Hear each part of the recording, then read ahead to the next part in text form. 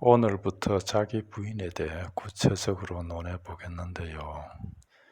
말씀을 나누기 전에 지금까지 나누어온 말씀들과 앞으로 전개될 내용의 맥을 한번 짚어보고 가겠습니다. 먼저 제가 왜 이 그리스도의 신비에 대한 말씀을 시작했는가 하니, 이 신비가 우리 기독교의 핵심 중의 핵심임에도 불구하고 교회를 출석하는 적지 않은 사람들이 이 신비의 의미를 제대로 깨닫지 못하고도 예수를 믿는다 하며, 실제로 이 신비를 깨달아 누리는 사람들 보기가 참으로 쉽지 않아 시작한 것입니다. 첫 시간에 그리스도의 신비 세 가지를 나눴는데요. 먼저 임마누엘로 우리 안에 내주하시는 신비, 그리고 우리의 지혜와 어루움과 거룩함과 구원함이 되시는 신비, 그리고 또 하나 하늘에서나 누릴 기쁨과 평안과 영생을 우리로 이 땅에서 이미 누리게 하시는 신비에 대해 나누었습니다. 그리고 이 신비를 거저 주시는 은혜의 믿음으로 깨닫게 하시는 신비와, 더 나아가 우리로 이 신비를 맡은 자가 되게까지 하시는 신비에 대해 나눴는데요.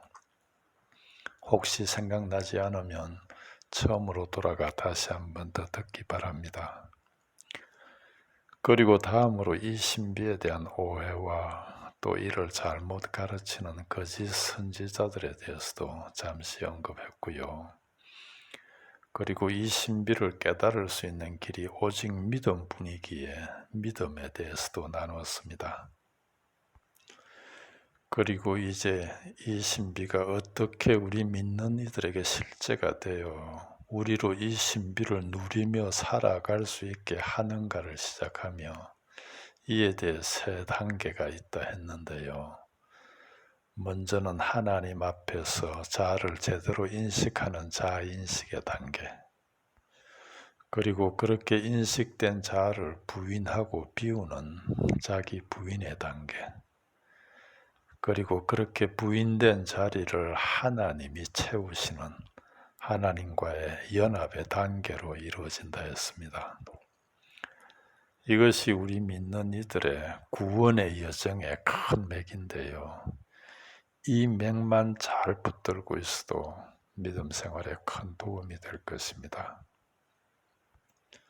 그리고 이제 구체적으로 첫 단계인 자아인식의 단계에서 자아인식이 무엇이며, 그리고 어떻게 우리가 하나님 앞에서 우리 자아를 제대로 인식할 수 있게 되는가에 대해 세 가지를 나눴는데요. 말씀을 통해, 자기 성찰을 통해, 그리고 기도를 통해 자아를 올바로 인식할 수 있게 된다고 제법 길게 설명했고요. 그리고 두 번째인 자기 부인의 단계에서 자기 부인이 무엇이며, 그리고 어떻게 자기가 부인되는가에 대해 지난 시간까지 고난에 대해 길게 나누었습니다. 그리고 오늘부터 자기 부인에 대해 구체적으로 나누려 하는데요. 이후 마지막 단계인 하나님과의 연합에까지 갈 것입니다. 아무쪼록 우리가 나누고 있는 이 전체 그림을 참고하시고 오늘 이야기를 시작하겠습니다. 우리 모두가 경험하듯 그리스도인으로서 이 땅을 살아가기가 참으로 쉽지 않습니다. 그렇죠? 왜냐하면 우리는 세속에서 살아야 하고요. 또 문 앞에 사단을 두고 살아야 하며, 늘 자기 중심으로 행하려는 자아에 붙들려 살아가기 때문입니다. 이것은 이 땅의 그리스도인이라면 누구나 마찬가지입니다. 세속과 사단과 자아, 이 세 가지는 늘 하나님께로 나아가려는 우리를 막으며 틈만 나면 우리를 다른 길로 인도하는데요. 그중 가장 벗어나기 어려운 것이 자아입니다. 왜냐하면요, 자아는 늘 우리 편임을 가장해 우리를 우리에게 붙들어 놓기 때문입니다. 사실 세속과 사단에 빠지는 이유도 따져보면 다 이 자아 때문인데요. 자기에게 무언가 유익이 될 것 같다는 이 자아의 꼬드김에 넘어감으로 세속과 사단에 빠지게 되니까요. 세속과 사단에 대해서는 좋은 책들이 많이 있으니 참고하시고요. 여기서는 자아, 즉 자기 부인에 대해 말해 보겠습니다. 우리 먼저 하나 생각해 보십시다. 우리 모두는 언젠가 하나님께로 갈 텐데요. 우리가 하나님께로 갈 때 어떤 모습으로 가게 될까요? 아니, 어떤 모습으로 가야 될까요? 하나님, 제가 세상에 있는 동안 이런 일도 했고요. 또 이런 모습으로 잘 가꾸어 이렇게 하나님께 왔습니다. 일까요? 아니면 하나님, 제가 세상에 있는 동안 깨달은 것은 오직 하나님만이 전부시며 저는 정말 아무것도 아니라는 것이었습니다. 그동안 저에게 베푸신 모든 것이 하나님의 은혜였사오니 그러니 하나님, 오직 하나님 홀로 영광 받으소서일까요? 아직도 이 땅에서 자기가 행한 무엇을 가지고 하나님께로 간다고 가르치는 이가 있다면 그가 아무리 유명하다 해도 그는 우리 기독교에 대한 제대로 된 깨달음이 없거나 아니면 가짜입니다. 그들이 주로 인용하는 착한 행실이나 각 사람의 행한 대로 갚으리라는 말씀도 그들은 성경이 말씀하는 착한 행실이 뭔지, 하나님이 원하시는 각 사람의 행함이 뭔지 제대로 깨닫지 못하고 인간적인 해석으로 떠들어대는 것이니 할 수 있으면 꼭 그런 이들은 피하는 게 좋고요.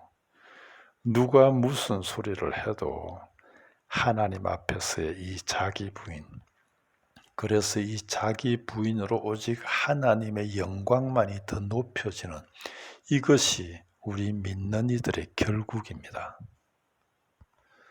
이 자기 부인의 기초에 대해서는 26번째 시간에 자기 부인을 꼭 참고하시기 바라고요. 그렇다고 또 이 자기 부인을 지나치게 해석해 이 땅을 사는 동안에 자기 부인을 자기의 소유나 지식이나 존재 자체를 부인하는 것으로 오해 말기 바랍니다. 이것들은 우리가 이 땅에 존재하는 한 늘 함께 있어야 하는 것들이니까요. 우리에게 있어 참으로 부인되어야 할 자기 부인은 자기의 소유나 지식이나 존재 자체가 아니라 이것들에 매여 있는 자, 즉 자기 중심의 욕이라는 것입니다. 자기 부인의 한 예로 가난을 들어보겠습니다. 가난이란 사실 가진 것이 없음을 말하는 게 아니라 그것에 대한 자기 중심의 욕이 없는 상태를 말하는 건데요. 그래서 설령 가진 무엇이 있다 해도 그것에 대한 자기 중심의 욕이 없다면 이로 인해 그의 마음을 차지하거나 상하게 하는 것이 없는 텅 빈 가난한 상태지만 만일 자신의 가진 것으로 인해 마음이 빼앗기고 상하게 된다면 그 이유는 단 하나, 가진 것에 대한 자기 중심의 욕 때문이라는 거지요.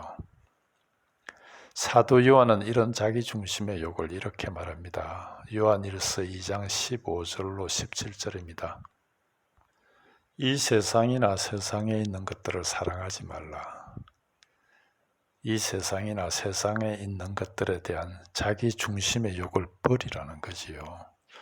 누구든지 세상을 사랑하면, 다시 말해 누구든지 세상에 대한 자기 중심의 욕을 버리지 못하면 아버지의 사랑이 그 안에 있지 아니하니 이는 세상에 있는 모든 것이 육신의 정욕과 안목의 정욕과 이생의 자랑이니 다 아버지께로 쫓아온 것이 아니요 세상으로 쫓아온 것이라.